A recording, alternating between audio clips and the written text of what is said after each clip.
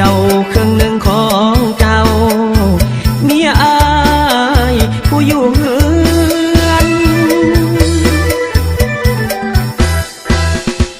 ขึ้นรถเอ้ยลงเฮือขึ้นเหนือหรือว่าลงใต้ไปลมสาวได้ก็บ่มีใครจะเหมือนลอยอยู่ลอยกินดุดดินคือขี่กระเดือนบอกคือเมียอายอยู่เฮือนน้องคอยเตือนอายทุกเวลา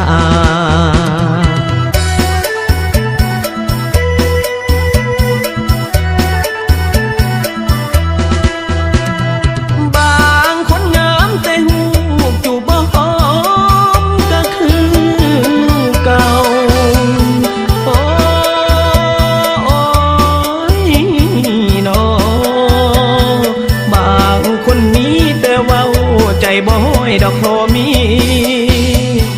บางคนสูงบางคนเตี้ยบ่พอดีคือเมียมิงโอ้ยนอยิ่งอยู่ในโลกนี้หักเมียอายดอกผู้เดียวเด้อนางเด้อ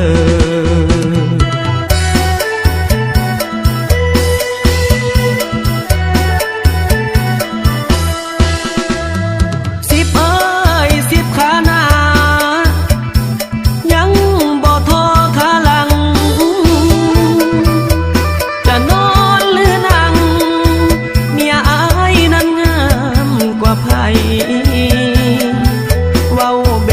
บแฟนๆอยากนอนน้ำยามใดก็ได้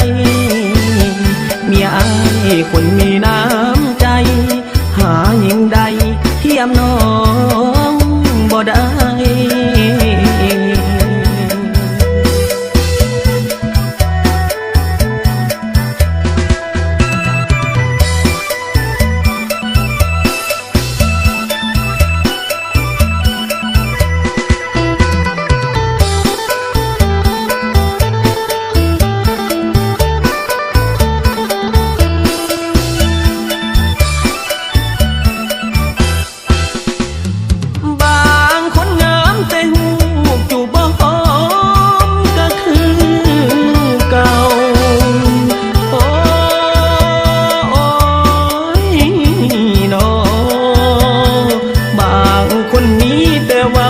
ใจบ่ห้อยดอกพอมี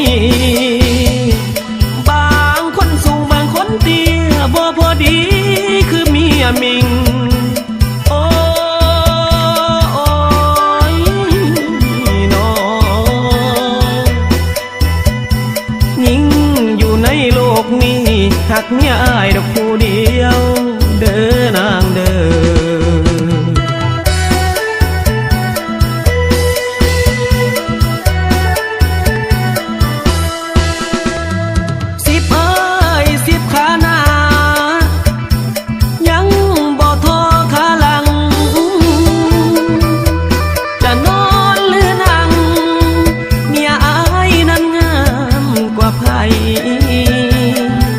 เว้าแบบแฟนๆอยากนอนน้ำยามใดก็ได้เมียอายคนมีน้ำใจหาหญิงใดเทียมน้อง